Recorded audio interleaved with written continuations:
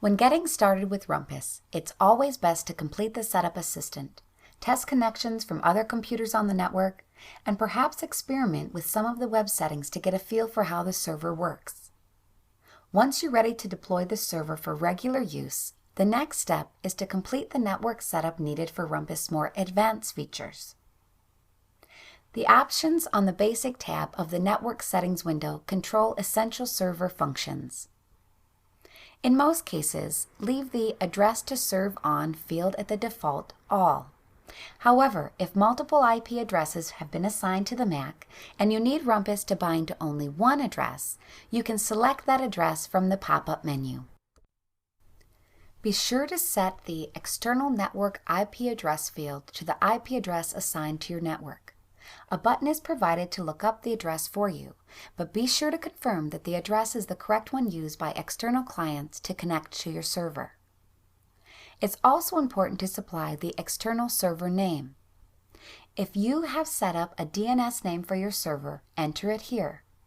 If you haven't and clients connect to your server by IP address, enter that address instead. The root folder is the default FTP content folder on the server.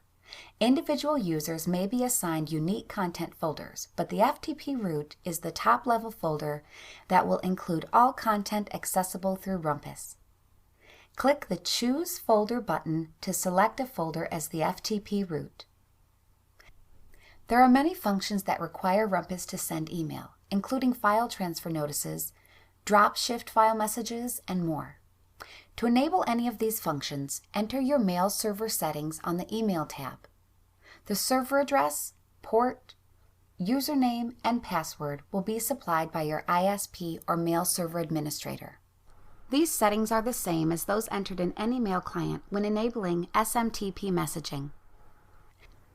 Enter your own email address as the administrator email, which will only be used as a default address when setting up notices or when Rumpus needs to send an administration message. If your mail server requires the use of an SSL encrypted mail, enable the Use TLS option. Finally, the Use Extended Greeting option should be left on unless you are having trouble making connections to an older mail server. To confirm your mail server settings, click the Send a Test Message button to have Rumpus send a test email to the administrator email address. If an error occurs, read the message carefully.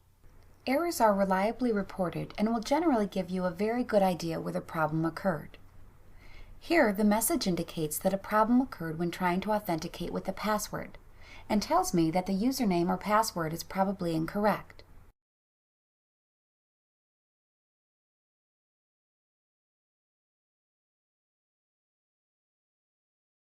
When I re-enter the password and try the test again, the message reports that the mail went through without a problem. Secure services and remote server administration are also important Rumpus features, but will be covered in our other screencasts. So for now, I'll skip to the Router tab. The information here provides help for setting up your local network, including routers and firewalls. In the Ports box, Rumpus looks at the server settings and reports what ports will be required so that the outside users can connect to the server. For additional details about router setup, click the Information button to open a sheet that describes the process. Still more information, including demonstration screencasts, can be found on the Get Connected page on the Maxim website.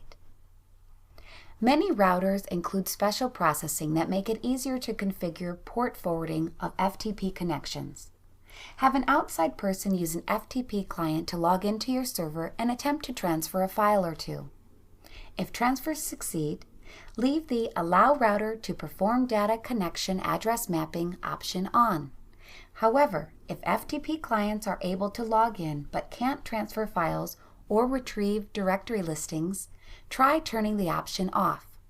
If you have any trouble, send an email to support@maxim.com and we can run the test for you.